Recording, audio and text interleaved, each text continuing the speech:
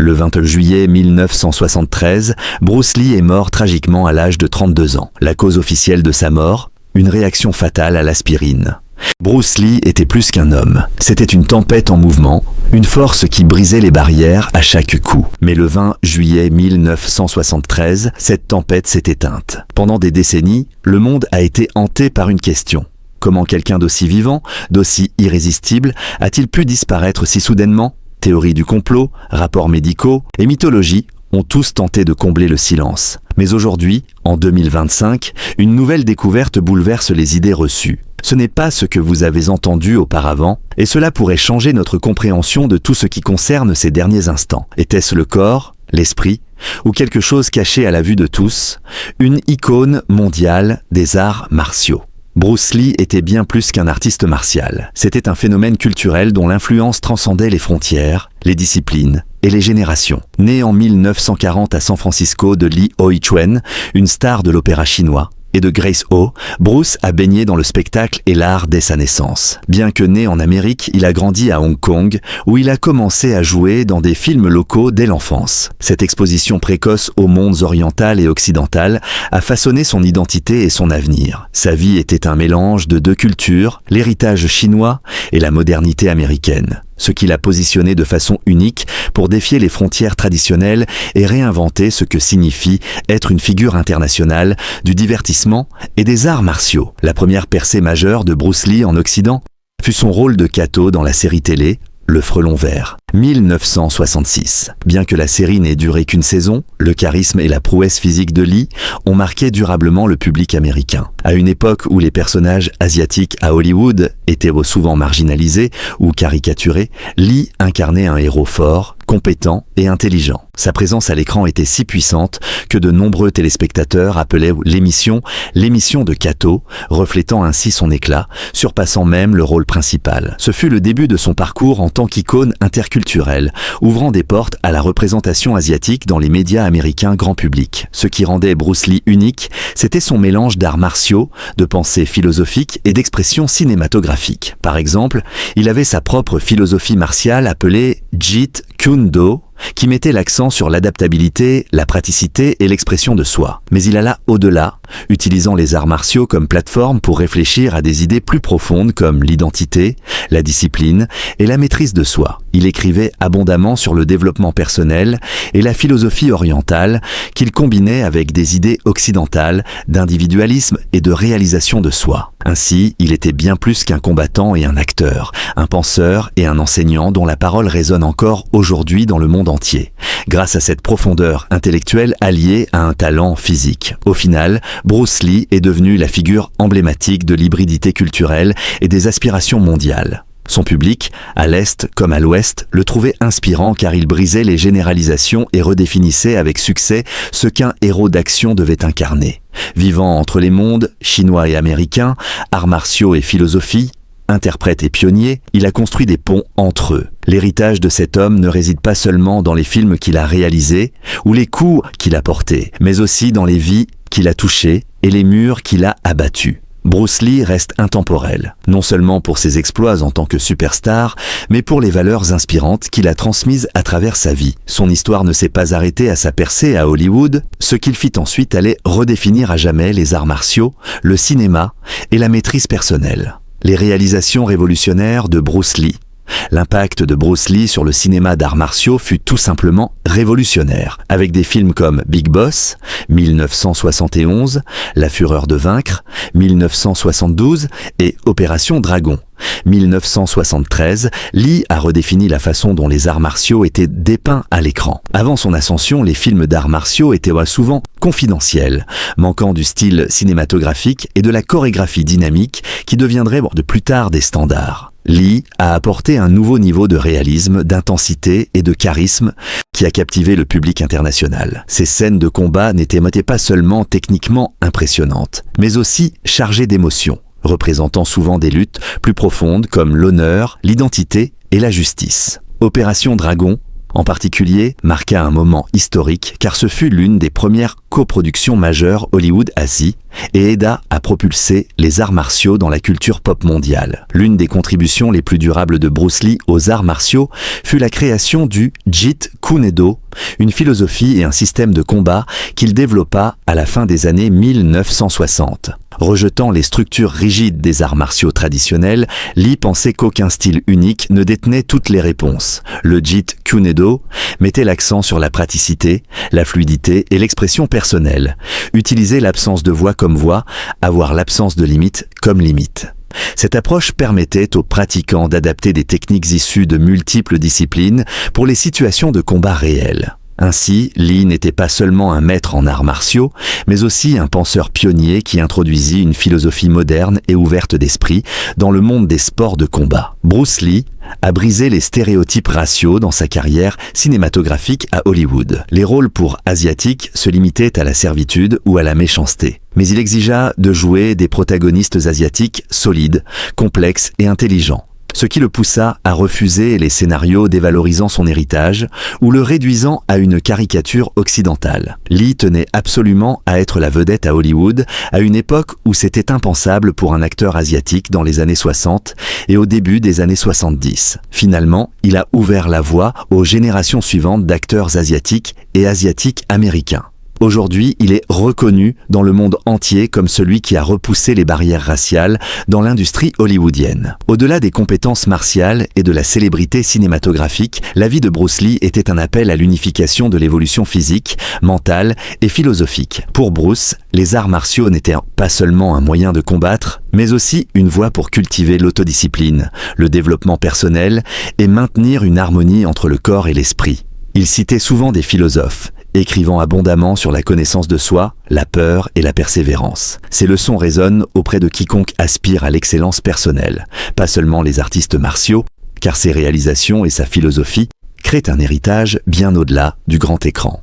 Un héritage né de l'exploration, de l'honneur et de la croyance en le potentiel humain. La mort choquante de 1973. Le 22 juillet 1973, le monde fut stupéfait par la mort soudaine de Bruce Lee, l'un des artistes martiaux et acteurs les plus influents du XXe siècle. À seulement 32 ans, Lee était au sommet de sa carrière et de sa puissance physique. Il mourut à Hong Kong lors de ce qui aurait dû être une journée ordinaire, une réunion avec des collègues pour discuter du film Le jeu de la mort. Selon les rapports, il s'était plaint d'un mal de tête et avait pris un analgésique courant avant de s'allonger pour se reposer. Des heures plus tard, il fut retrouvé inconscient et transporté d'urgence à l'hôpital Queen Elizabeth, où il fut déclaré mort à son arrivée. La soudaineté de sa disparition choqua non seulement ses fans, mais aussi la communauté médicale et l'industrie du cinéma. La cause officielle du décès fut attribuée à un œdème cérébral, une affection impliquant un gonflement du cerveau dû à une accumulation de liquide. Ce gonflement augmente la pression intracrânienne, ce qui peut altérer la fonction cérébrale et, s'il est suffisamment grave, conduire à la mort. L'autopsie n'a révélé aucune blessure externe ni signe de traumatisme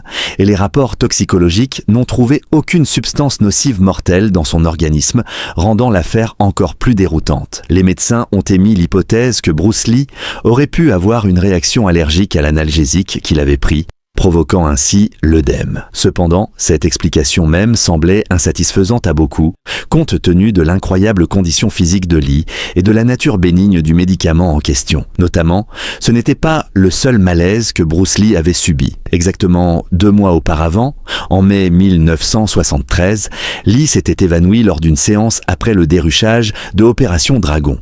Podos fut transporté au Baptist Hospital de Hong Kong, où on lui diagnostiqua un œdème cérébral. Après cela, il fut traité et se rétablit, mais il n'y eut aucune explication certaine pour cet épisode non plus. En juillet, avec le retour de la même affection, des questions surgirent sur la possibilité qu'il ait eu un problème sous-jacent, non détecté ou mal compris. Malgré leur similarité, les 2 épisodes ne furent jamais reliés de manière définitive, et les événements restèrent obscurs. Étant dans la fleur de l'âge, physiquement au sommet et accédant à une célébrité fulgurante, la disparition de Bruce Lee devint un événement lourd de spéculations et de théories du complot. Certains pensent qu'il fut assassiné pour avoir enseigné les arts martiaux à des non-chinois. D'autres évoquent l'implication de substances nocives, des causes surnaturelles ou même des malédictions familiales. L'incertitude sur son état médical, combinée à la grandeur de sa vie et de sa carrière, servit de combustible vivace à l'ambiguïté entourant sa mort. Les spéculations qui remplirent les décennies suivantes ont conduit à de multiples biographies et enquêtes tentant de révéler les secrets. Même aujourd'hui, toutes les réponses possibles restent très débattues et fascinantes. La découverte sur l'hyponatrémie.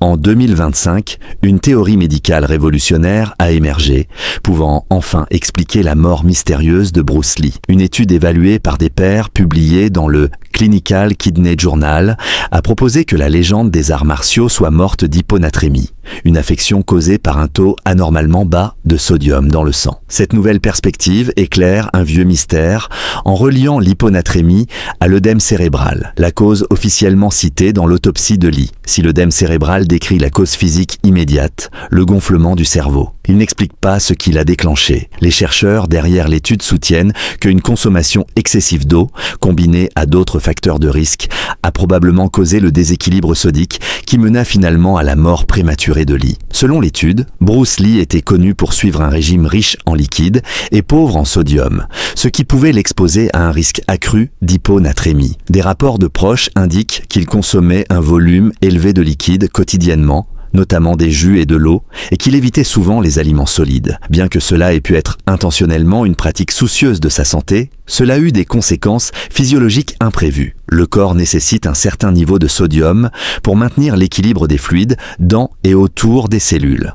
Quand cet équilibre est perturbé par une surhydratation et un apport insuffisant en sodium, il peut provoquer un gonflement des cellules, surtout des cellules cérébrales, conduisant à un œdème cérébral. Dans des cas extrêmes, comme celui de Lee, cela peut devenir fatal. Un autre point important abordé dans la recherche concerne les médicaments que Bruce Lee prenait éventuellement à cette période. Certains médicaments peuvent altérer la fonction rénale ou interférer avec la régulation par le corps de la rétention d'eau et des niveaux de sodium. Les diurétiques, anti-inflammatoires ou certains analgésiques pourraient empêcher le corps d'éliminer l'eau superflue, favorisant ainsi l'apparition d'une hyponatrémie combinée à une forte consommation de liquide. Beaucoup de spéculations ont entouré la substance précise prise par Lee le jour de sa mort, le plus souvent soupçonné d'être de l'équagésique, un analgésique combiné. Cependant, les nouvelles recherches suggèrent que même des médicaments courants pourraient plausiblement le placer en situation de déséquilibre sodium-eau dans certaines circonstances. La force de cette nouvelle idée réside dans le fait qu'elle présente désormais une cause médicalement plausible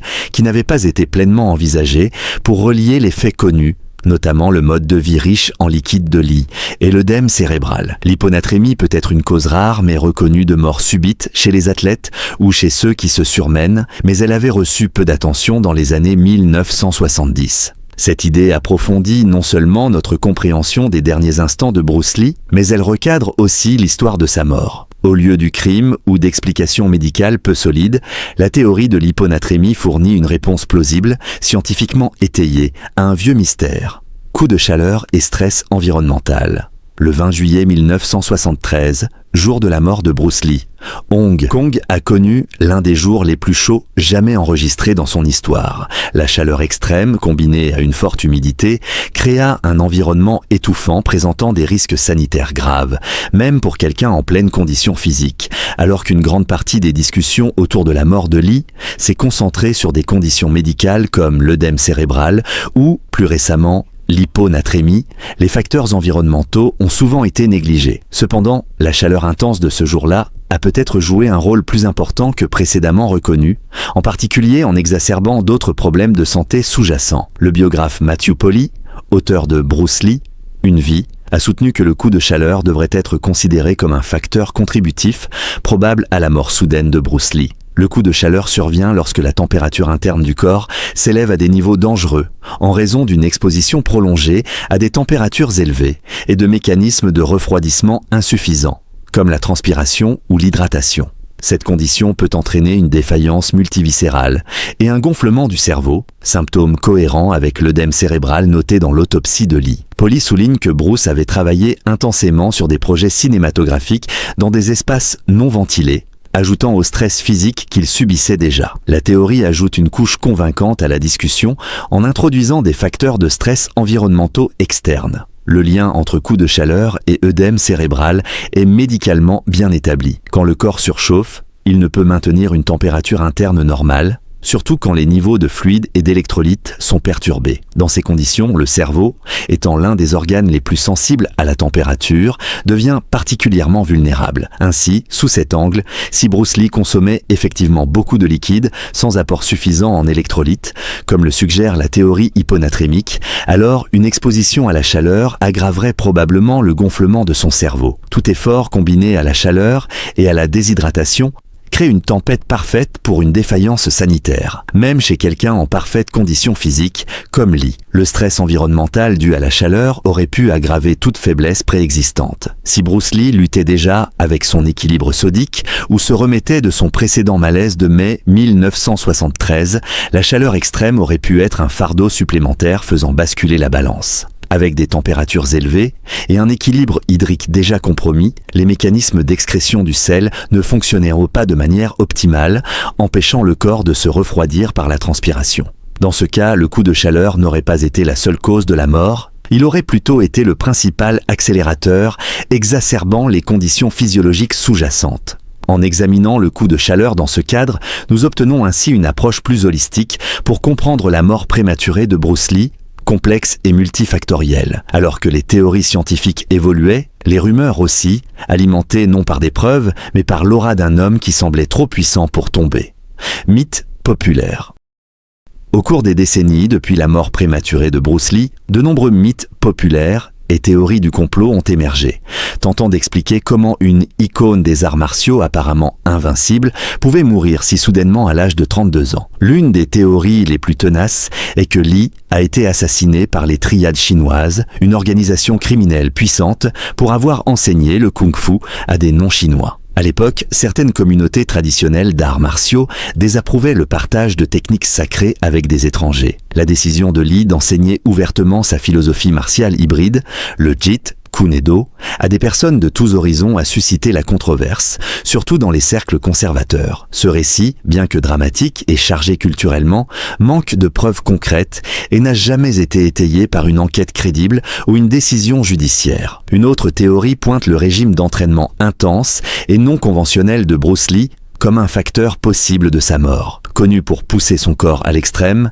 Lee était un perfectionniste implacable en matière de conditionnement physique. Il a expérimenté de tout, des exercices isométriques et des entraînements à haute vitesse au régime spécialisé. Les critiques de son mode de vie soutiennent que sa quête constante de performance maximale a peut-être placé un stress insupportable sur son corps, conduisant à un effondrement final. Cependant, aucun rapport médical de l'époque de sa mort ne soutient directement l'idée que le surentraînement était la cause principale. En fait, les examens physiques de Lee montraient systématiquement qu'il était en excellente santé, remettant davantage en cause cette hypothèse. La proposition que du cannabis ait été trouvé dans le système de Bruce Lee après sa mort a ouvert la voie à une autre théorie, certains spéculant que la marijuana ou une substance apparentée aurait pu provoquer une réaction fatale. Bien que le cannabis n'ait pas été largement accepté à l'époque, la toxicologie moderne estime aujourd'hui qu'il serait très rare que la marijuana seule ait causé sa mort. La quantité rapportée dans le contenu stomacal de Lee étant faible. Le rapport officiel du coroner a indiqué que la quantité infime n'était pas susceptible de contribuer à son œdème cérébral. Pourtant, l'usage de substances nocives et la mort soudaine se sont retrouvés dans des récits fictifs et des narratifs conspirationnistes. Il n'y avait aucune base scientifique ou légale pour ces théories. Elles reflétaient plutôt, au détriment des enquêtes médicales légitimes, la lutte du public pour rationaliser comment un individu si vibrant et physiquement doué pouvait mourir si naturellement. Ces mythes reflètent davantage le statut élevé de Lee et le mystère entourant sa personne qu'une enquête objective. Sa mort, comme sa vie, était un terrain fertile pour les spéculations alimentées par son ascension fulgurante vers la gloire et le vide laissé par son départ. Bien que fascinantes, ces théories pourraient en s'avérer être plus spéculatives que véridiques et méritent une analyse critique. Le choc culturel. Dans le film Once Upon a Time in Hollywood de Quentin Tarantino, 2019, Bruce Lee est dépeint dans une scène brève mais très controversée qui a rapidement provoqué un tollé mondial. La scène montre Lee, joué par l'acteur Mike Moh, engagé dans une conversation vantarde avant de défier le cascadeur Cliff Booth, joué par Brad Pitt, à un combat. Lee apparaît arrogant,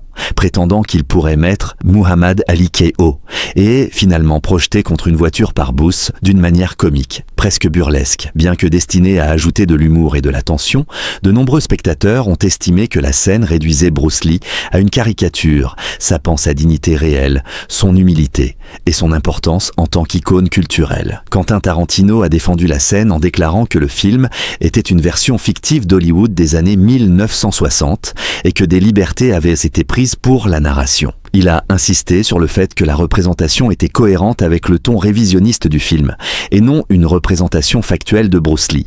Tarantino a également cité des interviews où il affirmait que Bruce Lee avait tenu des propos similaires sur Muhammad Ali, utilisant cela comme justification partielle pour le scénario. Cependant, les critiques ont soutenu que même dans un monde fictif, dépeindre une personne réelle de manière aussi trompeuse, surtout avec un temps d'écran limité pour équilibrer l'image, était injuste et irresponsable. Pour beaucoup, le problème n'était pas seulement lié au choix de personnages, mais à la perpétuation des stéréotypes des hommes asiatiques comme trop confiants ou facilement ridiculisés. Parmi les critiques les plus virulentes figurait Shannon Lee, fille de Bruce Lee, qui a publiquement condamné le film pour ses distorsions de l'héritage de son père. Elle a exprimé son profond malaise face à des publics riant d'une version de Bruce Lee qu'elle trouvait méconnaissable et offensante. Selon Shannon, son père avait passé des années à lutter contre les stéréotypes raciaux, notamment pour obtenir des représentations d'hommes asiatiques dans les médias occidentaux comme forts, intelligents et honorables, chose quasi inédite à Hollywood à l'époque. Voir l'image de lui dans un grand film devenir un punching ball arrogant des décennies plus tard était, de son point de vue, un recul symbolique pour le travail qu'il avait commencé. La controverse autour de la scène a ouvert la voie à un dialogue plus large sur la représentation des Asiatiques américains à Hollywood. De nombreux critiques et défenseurs ont saisi ce moment pour souligner des cas où des personnages asiatiques sont mal représentés ou rabaissés dans les films occidentaux. Bruce Lee, le pionnier des représentations sérieuses et dignes des Asiatiques au cinéma, est désormais devenu le symbole des luttes continues pour une représentation équitable. Ainsi, le tollé contre la représentation de Tarantino rappelle pourquoi les représentations dans les médias populaires comptent, tant pour leur fonction dans le domaine du divertissement que pour la formation de la perception publique, le respect culturel et un héritage historique. Routine d'entraînement de 1965 révélée. En 2024, une attention renouvelée a été portée au conditionnement physique de Bruce Lee lorsqu'un journal d'entraînement de 1965 de l'icône des arts martiaux a refait surface en ligne. Les notes manuscrites, vérifiées par des historiens et des membres de la fondation Bruce Lee, ont offert un aperçu rare des habitudes d'entraînement personnel de Lee durant les débuts de sa célébrité. Le journal détaillait ses exercices quotidiens, sa planification de repas et ses philosophies de fitness, déclenchant un débat généralisé dans les communautés d'arts martiaux, les cercles de fitness et la culture populaire. Pour une figure si souvent considérée comme surhumaine dans ses capacités physiques, le journal a offert une perspective terre-à-terre et humanisante, ancrée non dans le mystique, mais dans une pratique structurée et disciplinée. Les entrées d'entraînement révélaient une concentration sur la vitesse, la flexibilité et l'endurance, plutôt que sur la musculation traditionnelle. Lee privilégiait les mouvements pratiques, comme l'ombre, la corde à sauter, les exercices isométriques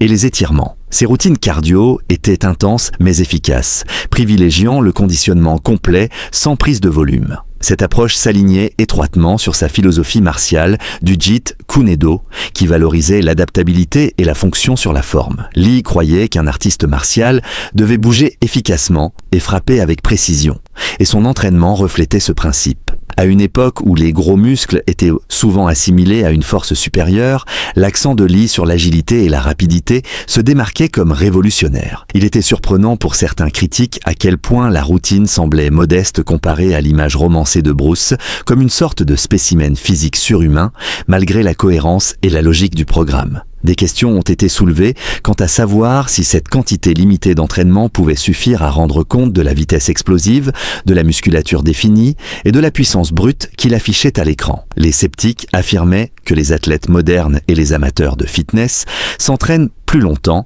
et avec plus d'intensité que Lee, ce qui signifierait que le programme qu'il suivait est quelque peu exagéré. Certains ont même spéculé que le journal ne reflétait qu'une vue partielle de son programme complet ou qu'il pouvait s'agir davantage d'un aperçu conceptuel que d'un plan quotidien littéral. D'un autre côté, les partisans de Bruce Lee voient dans le journal ressurgi une réaffirmation de sa philosophie centrale. Les arts martiaux et le conditionnement physique devraient avoir des fonctions réelles plutôt que purement esthétiques. Ils soutiennent que le corps de Lee provenait non pas du soulèvement des poids les plus lourds, mais d'une meilleure compréhension de la biomécanique, de la nutrition et de la cohérence que la plupart de ses contemporains. Ces routines montraient une compréhension des buts vers une sagesse, prouvant que la vraie force réside dans la précision, non dans la taille brute. Le journal humanise non seulement Bruce Lee, mais il consolide aussi son héritage de pionnier qui est allé à contre-courant en matière de fitness et d'arts martiaux. Le projet de statue de Chinatown 2025. En 2025, le Chinatown de San Francisco franchira une étape significative en honorant l'héritage durable de Bruce Lee, avec l'érection prévue d'une statue permanente à son effigie. Cette initiative, longtemps en gestation, reflète à la fois un hommage culturel et une reconnaissance historique de l'impact de Lee en tant qu'artiste martial, acteur et figure des droits civiques. Bien que Lee soit né à San Francisco en 1940, son héritage s'est toujours étendu bien au-delà des frontières géographiques. La statue servira non seulement de célébration visuelle de ses réalisations, mais aussi de symbole d'unité et d'inspiration pour la communauté asiatique américaine et le grand public. Le projet est piloté par la Chinese Historical Society of America, CHSA, qui a pris la tête de la collecte de fonds, de la coordination, de la conception et de la sensibilisation communautaire. L'organisation vise à célébrer l'héritage de Bruce Lee d'une manière qui met en lumière ses contributions au cinéma, aux arts martiaux et au combat continu contre les stéréotypes raciaux. La statue sera placée dans un emplacement prominent de Chinatown, symbolisant à la fois la fierté locale et la reconnaissance mondiale. Les représentants de la CHSA ont déclaré que le monument servira également de support éducatif, aidant les visiteurs à comprendre le contexte historique et culturel dans lequel Bruce Lee a pris son essor. La CHSA appelle à lever 150 000 $ pour dynamiser le projet grâce à une combinaison équilibrée de dons privés, de subventions publiques et de partenariats culturels. Des légions de membres de la communauté, d'écoles d'arts martiaux et de fans du monde entier soutiennent ce projet qui vise à rendre enfin hommage à un homme qui a réussi à briser des barrières dans de nombreux domaines. Des événements spéciaux, dont des projections de films, des ventes aux enchères d'art et des festivals culturels ont été organisés pour aider à lever des fonds pour mener le projet à bien. Cette campagne est aussi une invitation à ceux inspirés par les enseignements et la philosophie de Bruce Lee à contribuer, offrant un moyen de participer à un hommage durable.